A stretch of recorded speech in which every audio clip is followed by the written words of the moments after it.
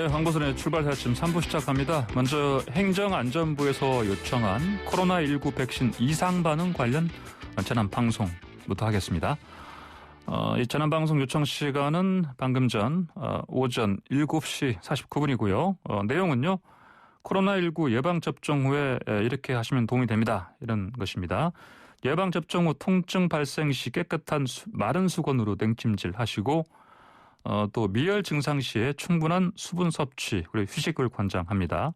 또 예방접종 후에 발열, 근육통 증상 시에는 해열 진통제 복용하시면 도움이 되겠고요. 또 예방접종 전에 아세트아미노펜 성분의 해열 진통제를 미리 준비하시는 게 좋겠습니다. 예방접종 후에 몸살 증상 나타나면요. 해열 진통제 복용 하시길 권장하고요. 만약에 다음과 같은 그런 증상이 나타나면 의사의 진료를 받으셔야 됩니다. 해열 진통제를 복용해도 발열, 몸살, 두통이 이틀 이상 지속되면 의사 진료 받으셔야 되고 예방 접종 후에 급속한 기운 저하 그리고 다른 이상 증상 발생하면 의사 진료 받으시기 바랍니다. 또 예방 접종 부위 이외에 멍이나 출혈 발생해도 의사 진료 받으시는 게 좋겠습니다.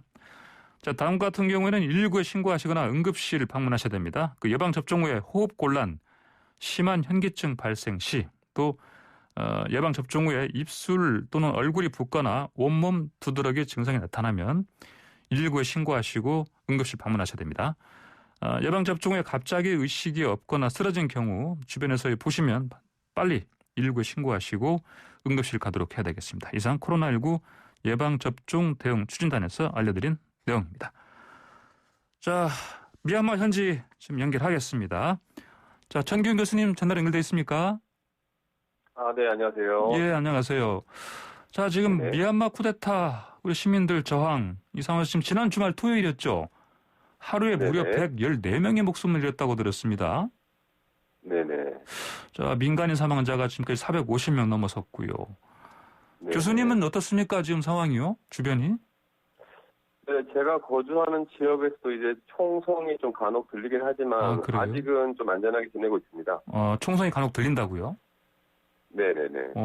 그러면 지금 밖에 좀 외출도 못 하시는 거죠? 네, 꼭 필요한 마트를 가거나 꼭 나가야 되는 있으면 낮에, 간혹 좀 낮에 나갔다가 이렇게 들어오는 편입니다. 낮에 나가시면 좀 어떻습니까? 시위가 좀 보입니까? 아직은, 그러니까 이제 제가 지금 거주하고 있는 곳은 예전에는 좀 시위가 좀 심했었는데요. 예. 양곤에서 지난 13일, 14일 이틀 동안 양곤 지역에서 좀 심하게 시위가 발생했었고, 예. 그때 좀 강경 진압이 일어나면서 제가 거주하는 지역도 이제 완전 진압이 되면서요. 네네. 현재는 양곤 지역은 중심가를 떠나서 중심지를 중심으로 해서 동쪽과 서쪽으로 지금 시위가 지금 많이 발생하고 있습니다. 예. 제가 거주하는 곳은 지금 시위는 좀 잦아졌습니다. 그렇군요. 다행입니다. 그나마. 네. 현재 교민들 여러 곳에서 살고 계실 텐데 좀 들려오는 소식 어떻습니까? 네네. 별일 없다고 지금 합니까? 교민분들, 지금 다들 한국 교민분들이 사시는 곳은 다행히 조금 안전한 지역이긴 한데요. 예. 최근까지는 3월 들어서는 이제 주변에서 총성이 많이 울린다 이런 말씀이 좀 많이 들리고 있고요. 예. 이제 약간 좀 그 지역을 벗어난 아까 말씀드린 동쪽 서쪽으로 좀 더 들어가면은요. 거기서는 좀 심하게 지금 진압이 이어지고 있고, 어제 야간에도 한 지역에서, 양곤의 한 지역에서 한 12명 정도의 사망자가 발생하는 그런, 무혈 진압 사태가 지금 현재 양곤에서 진행되고 있다고 지금 소식이 전해집니다. 네. 지금 어린이들도 특히 희생 당하는 경우가 많다. 심지어 조준 사격해서 맞은 아이들도 있다. 이런 얘기 들리던데요. 이게 왜 이런 상황이 나오는 겁니까? 지금 일부러 공포 심리전을 펴는 거다 이런 얘기 들리던데 보니까 맞습니까? 이게 지금 계엄령 3월 중순부터 계엄령이 발표가 됐습니다. 예. 양곤을 중심으로 해서요. 양곤 만달레이 이런 쪽으로 계엄령이 발표가 되면서 예. 실제 실탄이 장착된 총기가 모든 군경에게 지급이 되는데요. 예. 지역별로 이런 시위가 좀 산발적으로 일어나면서 예. 제가 봤을 때는 이 발포 통제권 자체가 지금 좀 많이 무력화됐다고 봐야 될 것 같고요. 통제권이 거의 없어졌다고 봐야 될 것 같습니다. 그래요? 네, 너무 이제 많은 군경들이 다 지금 실타인 장사들 총기를 들고 있고, 예를 들어서 토요일 하루만 1세부터 15세 유아들이 한 4명이 총격에 사망하는 사건이 발생했는데요.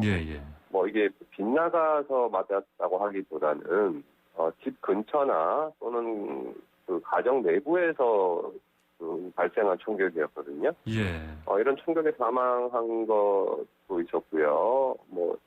좀 어떻게 보면은 이제 공포 심리전이라고 하기보다는 이런 실탄 장착된 총기를 가지고 만약에 공포를 조장한다는 거는 공포탄을 쏜다는 것만으로 충분한 것 같은데 이 유아들에게 총격을 가했다고 하는 것은 이런 공포 심리전이라고 하기보다는 이미 강경 진압 수위가 좀 도를 넘어서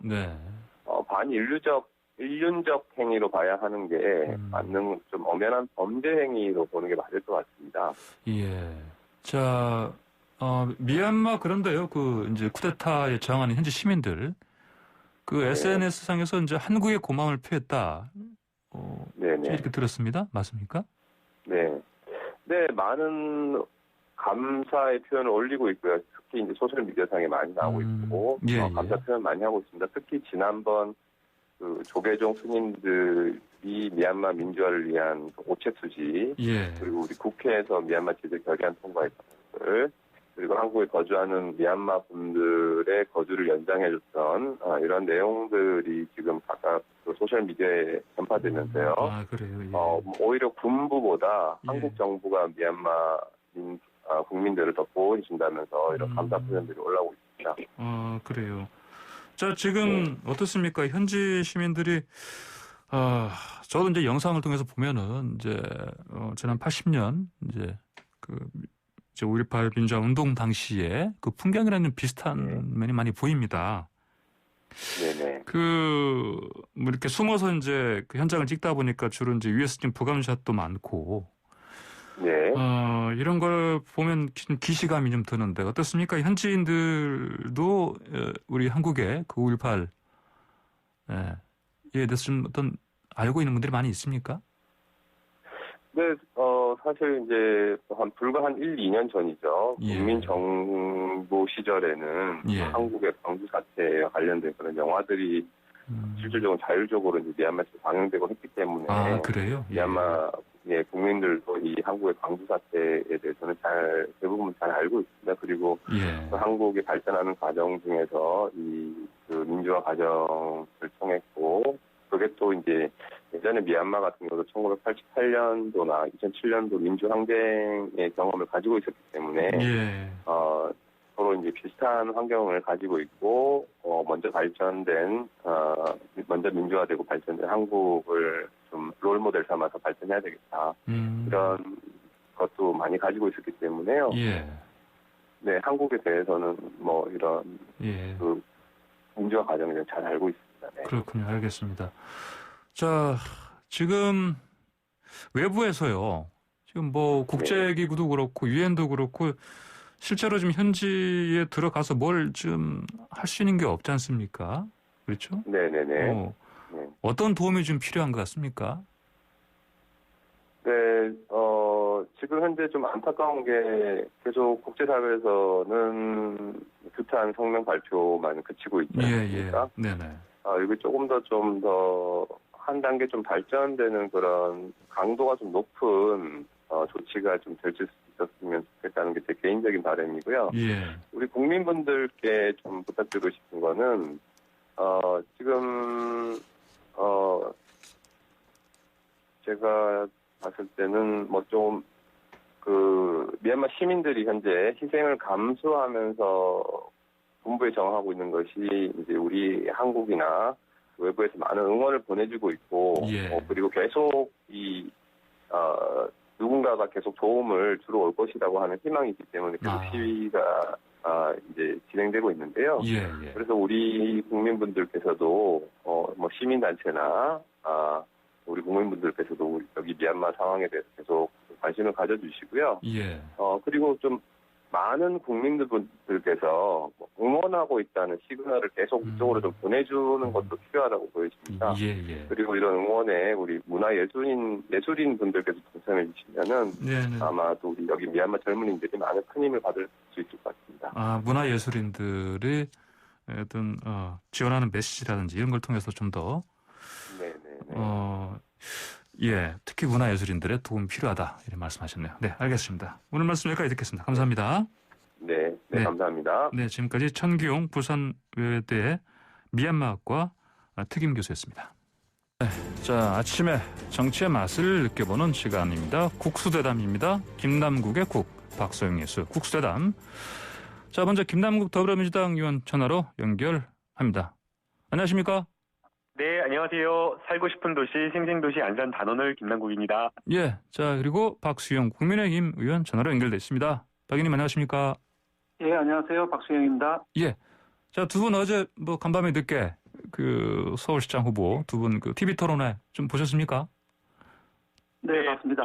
예. 유튜브로 시청을 했는데요. 예.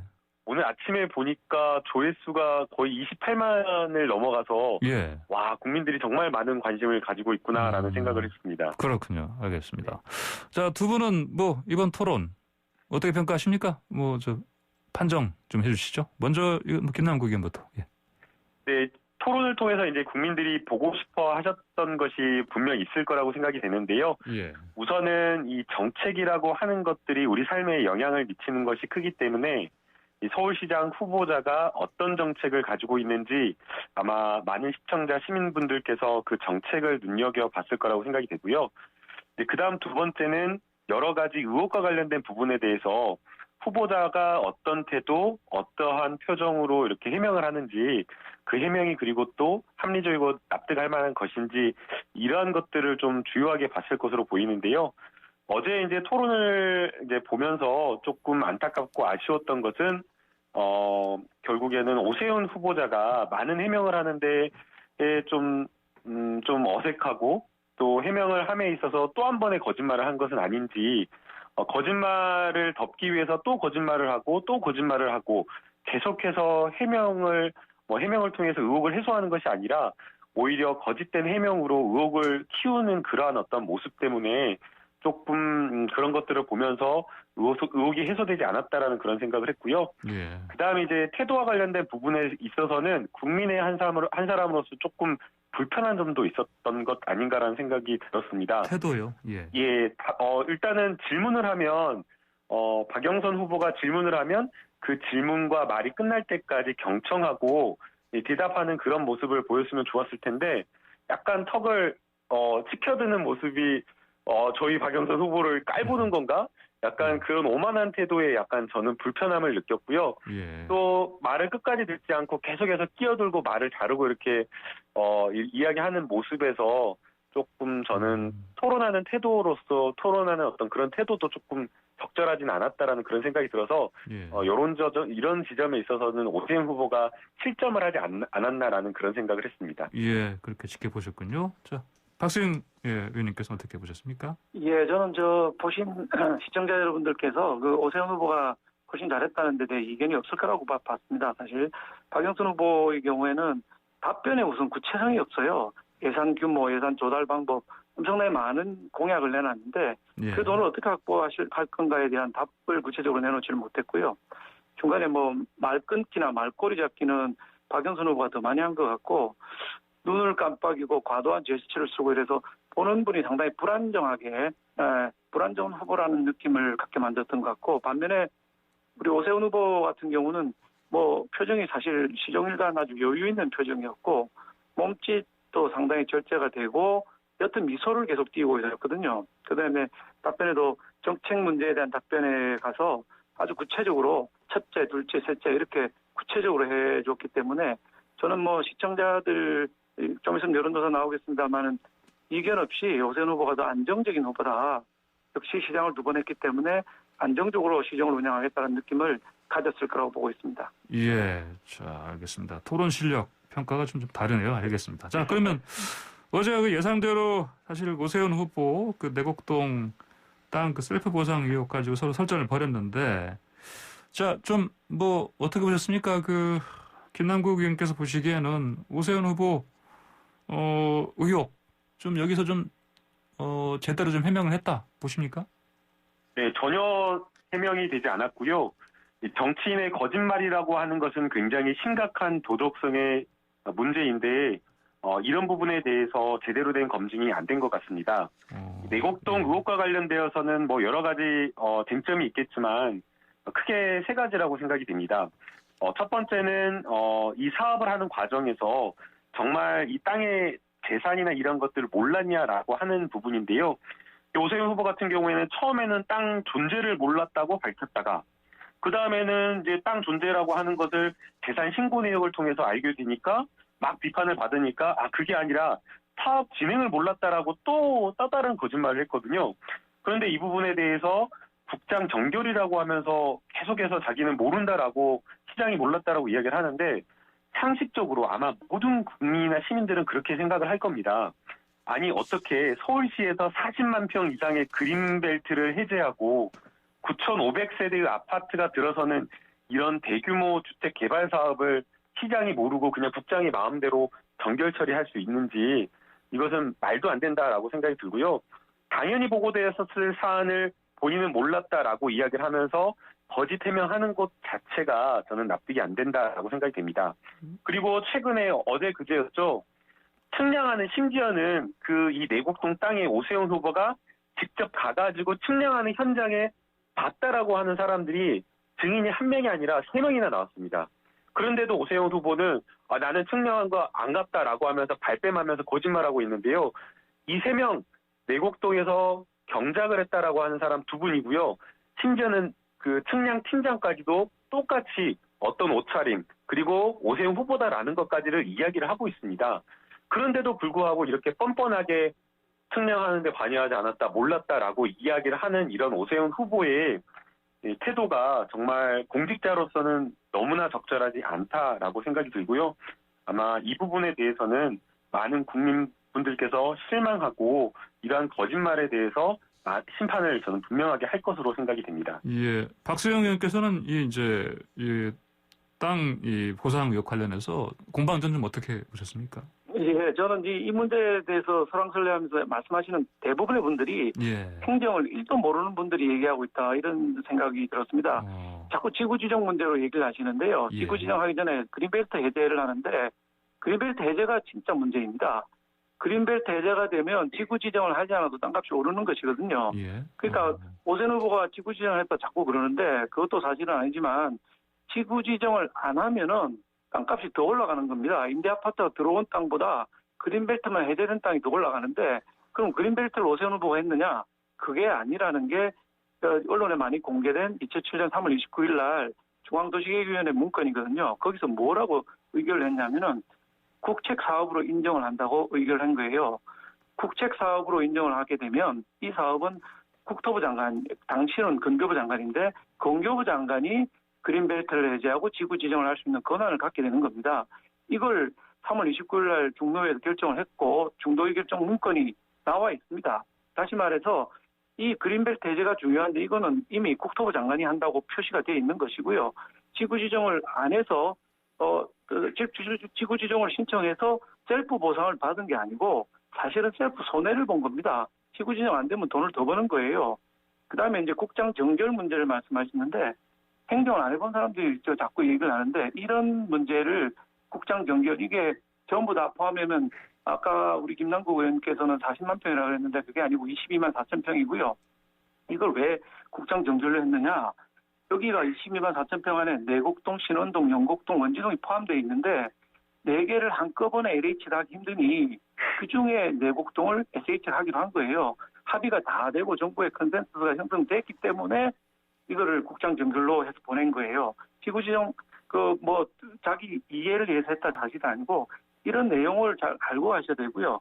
그다음에 청량했던 사람 3명이 오세훈 후보 봤다고 하는데 이 문제는 그 국토정보공사에서 청량할 때 누가 입회했는지 다 기록하고 사인을 받아놨을 거라고 보고 있기 때문에 정보공개 청구를 했습니다. 이것만 공개되면 당시에 갔는지 안 갔는지가 밝혀질 겁니다. 그러나 여기 누가 갔는지 이게 그 핵심이 아니고 그린벨트를 누가 해제했느냐 이게 더 중요한 거예요. 그리고 정언하신 분들이 뭐 16년 전의 일인데 흰 옷에 선글라스를 입었다고 일관되게 정언하고 계신데 저는 16년 전의 일 기억 하나도 못할 것 같아요. 아, 예, 알겠습니다. 제가 행정학을 학부에서 전공하고 대학원에서 행정법을 박사학위 수료를 했는데 박수영 의원님께서 말씀하신 내용이 너무 어려워서 이해가 좀 잘 안 되는데요. 지금 여러 가지 서울시에서 하는 보금자리 주택지구 지정안이라고 하는 것을 마음대로 서울시에서 이렇게 하는 것이 아니고 결국에는 국토교통부와 서울시가 협의해서 하도록 되어 있고요. 그리고 이 서울시가 이러한 어떤 큰 사업을 결정을 할 때에 과연 국장이 마음대로 결정을 할 수 있겠는가, 너무나 상식적인 일이라고 생각이 됩니다. 그리고 그러한 어떤 서울시 보금자리 주택지구를 지정할 때에 분명히 오세훈 후보가 그렇게 측량까지 했던 땅이고 처가의 땅이 거기 있다라는 것을 안다라고 하면 공직자가 어떻게 행동해야 되는지, 그것은 너무나 당연한 이치에 따라서 이해충돌의 문제가 발생하기 때문에 그것을 회피하고 거기에 따라서 청렴하게 행동하는 것이 국민의 요구이고 저는 상식이라고 보이고요. 그러한 어떤 눈높이에 봤을 때 오세훈 후보의 어떤 행동이나 이런 것들에 있어서 해명에 있어서도 그렇고 그러한 어떤 부분에 있어서 매우 좀 부적절한 지점이 있기 때문에 이러한 부분은 분명하게 좀 비판을 받을 부분이 있다라고 저는 생각이 됩니다. 예, 알겠습니다. 제가 반론을 행사하겠습니다. 네, 박성 의원님. 예. 예, 2006년 오세훈 후보가 시장이 되기 전에 이 지역은 이미 국토부에서 예정지역으로 지정을 했다가 2007년 3월 29일 날 중도위를 통해서 지정을 그린벨트 해제를 하겠다, 국책사업을 하겠다고 한 것이고요. 이 사건이 사실 방금 말씀하셨지만은 김남국 의원은 잘 모르시는 부분이 뭐냐면은 9만 평, 즉 30만 제곱미터를 넘어가는 부분은 국토부가 해야 되고 그거보다 작으면은 지방자치단체장, 광역단체장이 할 수가 있게 됩니다. 9만 평인데 이 사업이 12만 4천 평입니다. 서울시장이 할 수 있는 범위를 넘어선 거예요. 그래서 국토부가 국책 사업으로 하겠다고 했고 이 그린벨트 해제라든지 지구지정 권한은 전부 국토부에 있는 겁니다. 다만 국토부가 아까도 말했지만 내곡, 신원, 염곡, 원지 4개 동이니까 너무 크고 그때 당시에 노무현 정부에서 임대주택 100만 호를 빨리 추진하기 위해서 그걸 쪼갠 거예요. 이게 내곡동은 SH가 하라 하고 지정을 해줬기 때문에 지정 요청을 한 겁니다. 내부적으로 의논을 다 하고 했기 때문에 국장 정결을 갔다는 거예요. 그거를 국토 행정 내부를 아는 사람은 다 아는데 잘 모르겠다고 하시면 안 되죠. 네, 제가 하나 말씀을 드리면요. 국토부의 권한이 있다라고 해서 서울시가 마음대로 결정 못했다라고 하는 것은 말도 안 되는 면피라고 보이고요. 이 지금 내곡동 임대주택 개발 계획안과 관련되어서는 당시에 서초구청과 주민들이 반대해가지고 2006년도에 좌초됐다가 결국에 서울시가 다시 지정한 제안 제출을 2009년도에서 진행될 수 있었던 사업입니다.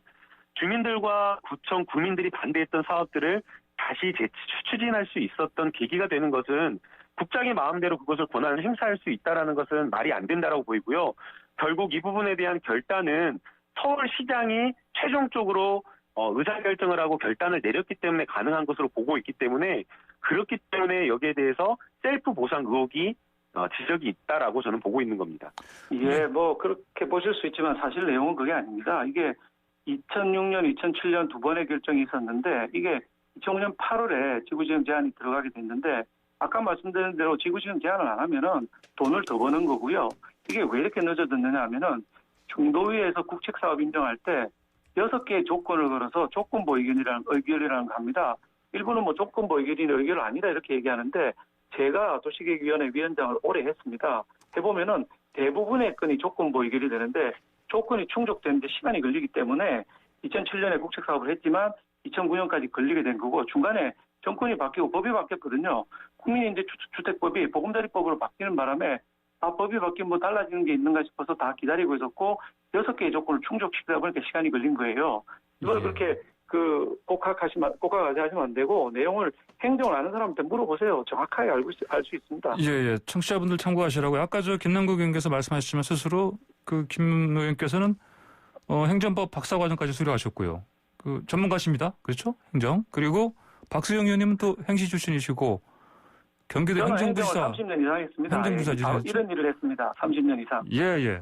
두 분 정말 전문가신데. 예, 알겠습니다. 자, 이번엔 그 박 후보, 박영선 후보 쪽 얘기 좀 해볼까요? 그 일본 도쿄집, 이것 때문에 국민의힘에서는 뭐 처분 관련해서 거짓말하고 있다 이렇게 주장하고 있는데 이게 핵심이죠? 맞습니까? 예. 박수님? 예. 이게 좀 보면 이상한 부분이요. 이게 이제 아카사카에 있는 박영선 후보의 일본 아파트인데요. 예. 우리 당에서 이 문제가 있다고 3월 초부터 계속 공격을 했거든요. 예. 그런데 이제 대응이 어떻게 나왔느냐? 비상식적이다. 투기와의 전쟁은 대한민국 안에서 얘기해 일본 땅을 왜 얘기했느냐? 그다음에 거주 목적으로 산 건데 공격하지 말라. 이렇게 거의 20일 이상 공격을 받았는데 아무 그 대응이 없다가 21일 날 드디어 이제 처음으로 처분했다. 2월 달에 처분했다. 이렇게 반응을 했습니다. 예. 그런데 그 다음날 저희가 이제 등기부등본을 일본에서 떼보니까 안 넘어간 거예요, 소유권이. 그러니까 다시 계약은 했는데 잔금을 뒤에 받기 때문에 등기부 아직 안 넘어갔다. 이렇게 얘기를 하신 거예요. 첫째는 한 20일 동안 공격받으면서 그때는 왜 처분 얘기를 안 하고 공격을 받았을까? 상식적으로 잘 이해가 안 가고 만약에 뭐 계약을 해서 이게 2월 달에 계약해서 다음에 등기가 넘어가는 거라면은 계약 사본을 공개해서 이때 계약을 했다. 정확하게 밝히면 될 건데 계약 사본을 지금 내놓고 있지 않은 거거든요. 그다음에 거주 목적이라고 했는데 실제로 언론에서 밝혀진 게 11년 보유한 것 중에 8년은 임대해서 임대 수익을 상당히 얻었다는 거 아닙니까? 그냥 말씀하시는 게 앞뒤가 잘 안 맞는다 이런 생각을 하고 있습니다. 예, 김남국 의원님. 네, 이건 뭐 큰 문제가 되는 것은 아니라고 생각이 들고요. 홍준표 의원이 이렇게 이야기를 했듯이 박영선 후보의 남편이 도쿄로 갈 수밖에 없었던 이유가 당시에 이명박 전 대통령의 BBK 의혹을 박영선 후보가 계속해서 집요하게 파고들고 공격하다 보니까 이명박 정부가 내사하고 압수수색하고 그래서 결국에는 어쩔 수 없이 국내에서 일을 할 수가 없어가지고 도쿄로 갔다라는 거거든요. 그리고 이제 뭐 11년 정도, 10여 년 정도 이제 집을 보유를 했는데 그렇지 않습니까? 계속해서 일본에서 일을 한다라고 하면 모르겠지만 가족이 한국에 있고 그러는데 계속해서 일을 할 수가 없었기 때문에 한 3년 6개월 정도, 한 4년여 정도만 필거주를 했다라는 것이고요. 그 외에 나머지는 임대를 할 수밖에 없어서 임대를 한 것이고 그리고 이제 이 부분과 관련되어서 처분을 했느냐 아니면 처분을 하는 과정이 있느냐라고 이렇게 이야기를 그 부분 가지고 이제 말꼬리를 잡고 있다라고 저는 생각이 드는데요. 저희가 일반적으로 부동산 매매 계약을 체결하고 계약금과 중도금을 치렀다라고 한다면 뭐 집 팔았다라고 이야기를 하지 그 집을 매매 중에 있다라고 이렇게 법률적으로 표현을 하진 않기 때문에 그러한 차원으로 이해를 하면 좋겠다라는 생각이 들고요. 결국에는 이렇게 부동산과 관련되어서 토론을 하고 여러 쟁점이 되는 이유도 부동산 집값에 대해서 많은 국민들과 시민들이 분노하고 그러한 어떤 부동산 정책에 관심을 많이 가지고 있기 때문이라고 생각이 됩니다. 예. 그런데 지금 오세훈 후보의 부동산 정책을 보게 되면요. 일주일 새에 재개발, 재건축 다 풀겠다라고 하는 겁니다. 근데 그것 때문에 지금 부동산 가격이 들썩이고 있습니다. 이거는 정말 매우 심각한 문제라고 생각이 들고요. 오세훈 후보 특히나 지금 뭐 재개발, 재건축 풀겠다라고 아주 뭐 지역까지 거론을 했는데요. 양천구 목동, 뭐 영등포 여의도동, 또 압구정, 뭐 강남구 압구정동, 광주구 자양동 이런 등의 규제를 완화하겠다라는 겁니다. 그런데 이러한 어떤 그 규제 완화라고 하는 정책이 결국에는 부동산 투기를 했던 분들에게 확정적 이익을 돌려주는 것으로 될 수가 있고요.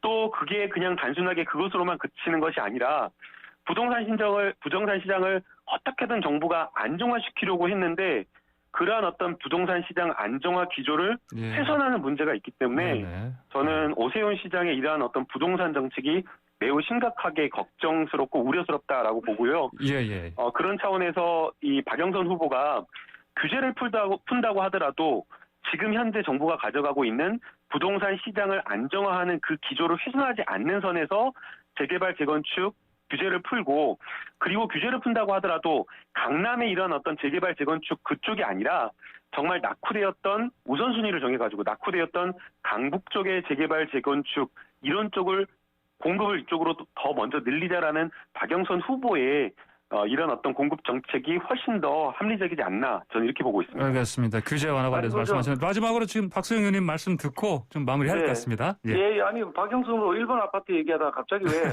서울에 그 부동산 정책이 나옵니까? 재개발 재건축 허용해서 뭐 부동산 가격 올라오고 안정이 깨진다고 하는데 부동산 가격 올라오고 안정 깨진 거는 25번의 실패한 정책을 낸 문재인 정권 때문에 올라간 거지.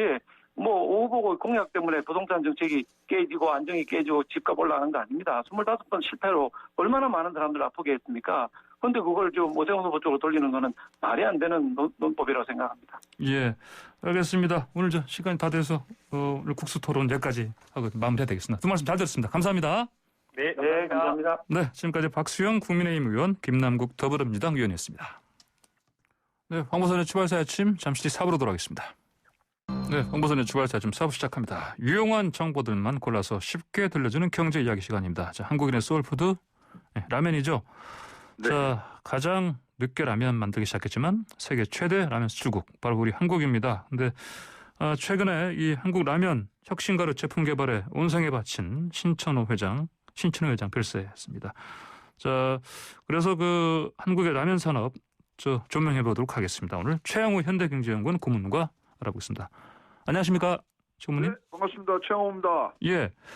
자, 지금 신천호 회장 연결식이 오늘 아침에 있었죠?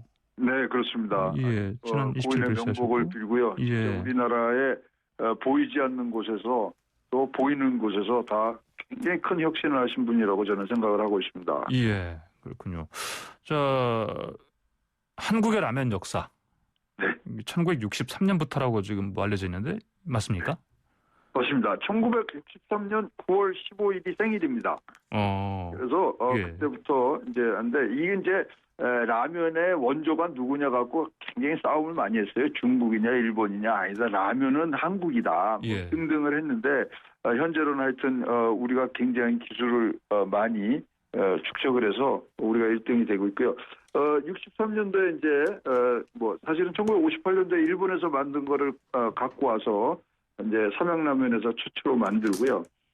용기면이라는 게 이제 나오지 않습니까? 예. 그러니까 이제 그게 또 혁신적이 됐는데 사실은 대중화되는 거는 80년대에 가서 대중화되지만 사실 그것도 우리나라가 굉장히 빨리 나옵니다. 71년도에 나왔습니다. 예.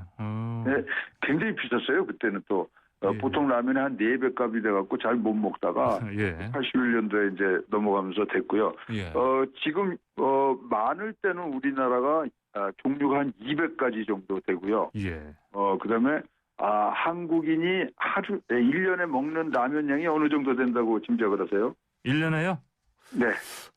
글쎄요. 저도 지금 73개입니다. 73개. 73개요? 예. 그러니까 더 1년에. 드시지 않아요, 혹시? 예. 몇 개 드십니까, 최고분님께서는?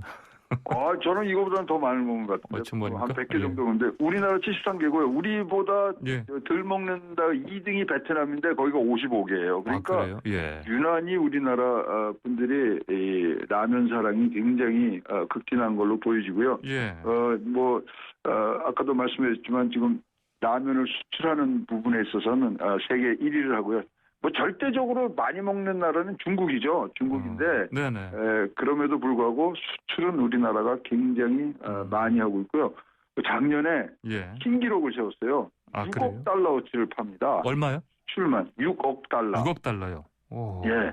대단한 거죠. 옛날에 그러니까 우리 월남전 할 때는요. 우리나라 수출 총액이 3천만 달러였거든요. 예. 거기에 30%인 그러니까 7%인 예. 이 전체 양이 예. 라면으로만 차지할 때도 있었어요. 예. 그 정도로 예. 그리고 잘 기억나시겠지만 우리나라 물가 조금 올라간다 그러면 제일 먼저 찾아가는 곳이 라면 공장입니다. 예. 라면 값이 오르면 물가가 막 오른다는 게 있고 굉장히 이 물가 당국에서도 아주 관심을 갖고 라면 가격은 움직이면 안 된다. 그만큼 우리 식생활과 또 이걸 변천사가 굉장히 같이 하고 있는 계획들이 굉장히 많습니다. 예.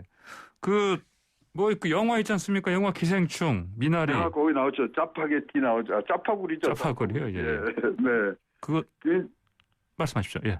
네, 이제 그것 때문에 굉장히 또 수출도 이번에 미국 같은 경우는 48%가 늘습니다. 아, 그렇습니까? 그러니까 기생충을 보면서 짜파구리를 먹는 예. 미국인을 상상하시면 우리나라의 라면 산업의 어떤 위상을 금방 이제 보실 수 있다고 생각을 합니다. 예, 그렇군요. 한국에 한번 왔다가 뭐 잠시라도 체류하고 간 외국인들은 그 중독되는 사람들이 많은 것 같아요, 보니까. 예. 많죠. 그다음에 혹시 이 기억이 있으실지 모르겠는데 알프스에 가면요, 예. 융프라우 역이라고 혹시 예. 가보신 적 있어요? 융프라우. 거기서 예. 라면 드셨어요? 아니요, 저는요. 거기는 거기서 왕복권을 끊으면 네. 라면을 하나씩 줬었어요. 아, 그렇습니까? 제가 갔을 때는. 그래서 예. 당시 들은 얘기가 연간 융프라우 역에서만 10만 개를 판답니다. 근데 예. 6만 개를 한국 사람이 먹고 갔다는 거죠. 그때 당시 들은 얘기가. 예. 2011년이죠. 2011년에 네. 뉴욕 타임즈에서는 세계 최고 품질의 라면은 한국 라면이다 이렇게 발표를 합니다. 네. 그 정도로 지금 사실 K컬처라든가 K푸드라든가 이런 것들에 기반이 됐던 게 이런 식으로 이 라면을 통한 한국의 얘기들이 번지면서 시작됐던 거 아닌가라고도 생각을 하고 있습니다. 예. 그 최근 중국의 그 파오차이 논란 이게 뜨거운데. 네. 그러면 이제 이 K라면, 네. K라면의 화력으로 우리가 고지를 이미 점령한 거 아닙니까? 근데 어떻게 봐야 됩니까? 점령했는데 이게 왜 그러냐면요. 아까 말씀드린 대로 지금 K라면이 지금 6억 달러 이상이 뭐 수출을 했잖아요. 예. 거기에 맞춰서요. 우리나라 김치가 40% 이상이 수출이 늘어납니다. 우리나라 라면 먹을 땐 김치랑 같이 먹어야 돼요. 예. 그래서 작년도가 10년 만에 김치의 수출국이 된 게 우리나라 실정이었어요. 예. 우리가 중국에서 많이 갖고 오지 않습니까? 김치를 싸게. 그렇지만 작년도에는 거꾸로 우리나라가 10년 만에 라면도 많이 팔고 김치도 많이 파는 그런 겹경사를 지는 거를 봐서는 이것이 이제 파오차이를 이제 우리나라 김치를 중국에서 파오차이라고 지금 얘기를 하고 있는데 이러한 단단한 뒷배경이 있다면은 우리가 김치로서의 그러면 라면과 김치의 조합과 같이 이런 융합된 문화들을 나갈 수 있는데 큰 도움이 되리라고 생각을 합니다. 예. 이 라면 비롯해서요, 뭐 또 우리나라 삼겹살 이런 거 드라마에 나오면 그 다른 나라에 가보면요, 현재 그 한국 식당 있지 않습니까? 네네. 그 현지 외국인들이 와서 그걸 또 찾아서 먹더라고 보니까. 그렇죠. 그러니까요. 이게 다 연결이 돼 있는데. 그럼요. 미국 언론에서 뭐라 그랬냐면요. 참 재밌는 말이 있어요. 라면은 끓일 물만 있으면 되지 않습니까? 그래서 라면은 끓일 물만 있으면 신의 은혜를 받을 수 있다. 신의 은혜. 사람에게 고기 잡는 법을 가르쳐주면 평생 먹을 수 있다고 우리가 얘기를 하지만 라면을 주면 그 무엇도 가르쳐줄 필요가 없이 평생 먹을 수 있다. 이게 미국 언론의 K라면에 대한 평가입니다. 자, 그러면 있지 않습니까? 자, 그러면 이제 뭐 라면 비롯해서 김치도 있고 우리 한국 K푸드 발전하기 위해서 뭐 혹시 뭐 어떤 거 좀 더 있으면 좋겠다 생각해 보신 거 있습니까? 근데 이제 파오차이 면에서 보면은 사실 이제 K푸드 뭐 민간들이 잘하거든요. 그래서 민간들한테 산업적인 영역은 맡겨놓지만 각국의 규제들이 굉장히 지금 뭐 우리나라 이렇게 잘 되는 거에 대해서 지금 견제를 하는 것들이 많거든요. 그런 부분들은 사실 정부의 몫이라고 생각을 하고요. 정부가 조금 더 우리 뭐 한식의 뭐 세계화를 위해서 열심히 좀 노력을 하셨지만. 조금 더 융합된 모습으로 나갈 때는 폭발력이 더 세다 이거죠. 앵커께서 말씀하신 기생충과 짜파구리 이러한 조합들이 더 정부의 도움을 받아서 많아질 때 우리가 진짜 K푸드로서 전 세계에 나갈 수 있고요. 일단 우리나라 음식은 처음 먹기가 힘들지 한 번 먹기 시작하면은 이거는 뭐 중독돼서 끝까지 가기 때문에 침투하는 데에서의 각국의 규제에 대해서는 정부가 조금 앞장서서 해주시는 부분만 조금만 앞에서만 마중물만 해주시면 K푸드 이건 뭐 진짜 우리나라의 큰 자산이라고 생각합니다. 네, 알겠습니다. 오늘 말씀 여기까지 듣겠습니다. 고맙습니다. 감사합니다. 네, 지금까지 최영우 현대경제연구원 고문이었습니다. 네, 매일 아침 스포츠의 매력 짧고 굵게 흥미진진하게 전해주는 코너 스포츠가 얼마나 좋은지 YTN 스포츠부 조은주 기자 스튜디오에 나왔습니다. 안녕하십니까? 안녕하세요. 간만에 골프 소식 들고 왔습니다. 아, 그래요? 박인비 선수 어제 오전에 끝난 미국 LPGA 투어 기아 클래식에서 나흘 내내 1등 와이어 투 와이어 우승을 하면서 개인 통산 21승째를 수확을 했습니다. 예. 공동 2위 그룹과 5타 차 압도적인 우승이자 지난해 2월 호주 오픈에서 통산 20승 고지에 오른 이후 1년 1개월 만에 승수를 추가를 한 겁니다. 예.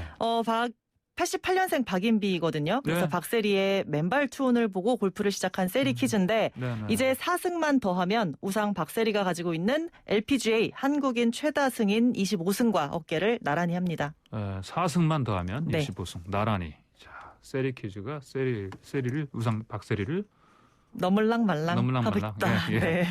자, 무결점 플레이. 네. 특히 그 퍼팅이 그렇게 좋았다고요? 원래 박인비 선수가 컴퓨터 퍼트가 자랑입니다. 예. 드라이버를 이제 막 빵빵 날리는 그런 장타자가 아니에요. 근데 아이언샷이 워낙에 정확해서 예.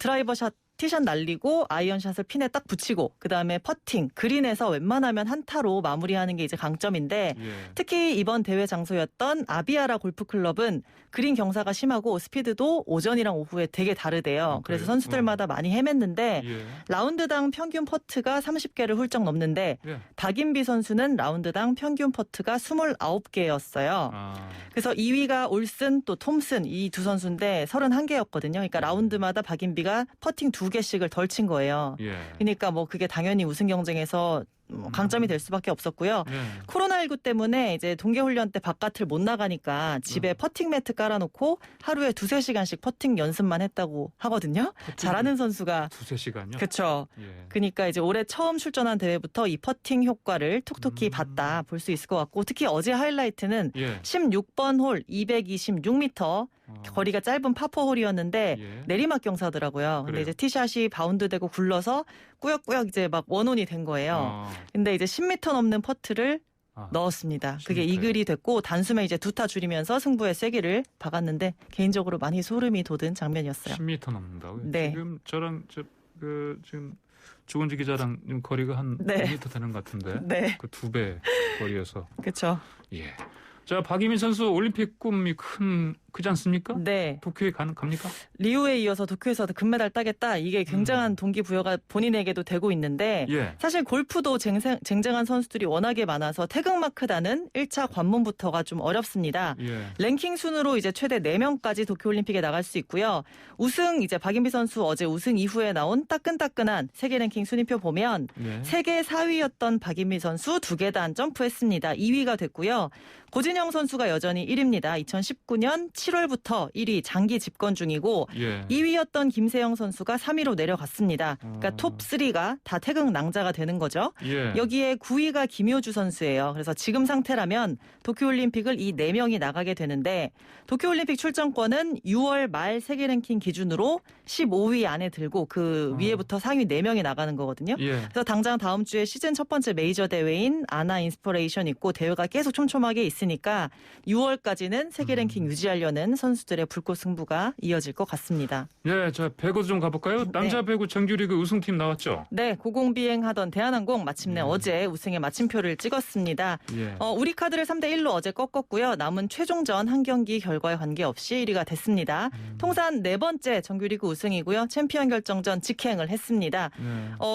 프로배구 최초의 외국인 남자 선수. 배구 첫 번째 네. 외국인 사령탑인 이탈리아 출신 로베르토 산틸리 감독이 예. 지휘봉을 잡은 첫 번째 시즌에 팀을 정상에 올린 거거든요. 예. 이 감독이 작년에 취임하면서 대한항공이라는 좋은 스프가 맛있어지도록 네? 나는 소스만 살짝 넣겠다. 이렇게 네. 겸손하고 위트 있는 출사표 했는데 네. 데이터 기반 선진 배구를 팀에 이식했어요. 사실 V리그에서는 상대 공격수 패턴 분석을 열심히 했었는데 예. 여기는 이제 사실 배구는 세터 노름이라고 하잖아요. 예. 그래서 세터가 어떤 버릇을 가지고 있는지 이 버릇을 할 때는 이렇게 뭐 올린다더라 하는 패턴을 분석했다고 해요. 야구로 치면 투수들 뭐 쿠세 뭐 이런 거랑 비슷하다고 볼 수 있을 것 같은데 예. 그런 습관이 우승에 또 디딤돌이 된 것 같습니다. 예, 알겠습니다. 오늘 말씀 여기까지 듣겠습니다. 네, 고맙습니다. 감사합니다. 지금까지 YTN 스포츠부 조은지 기자였습니다. 네, 방고선의 출발 새 아침 오늘 30일 화요일 순서 여기서 마칩니다. 감사합니다.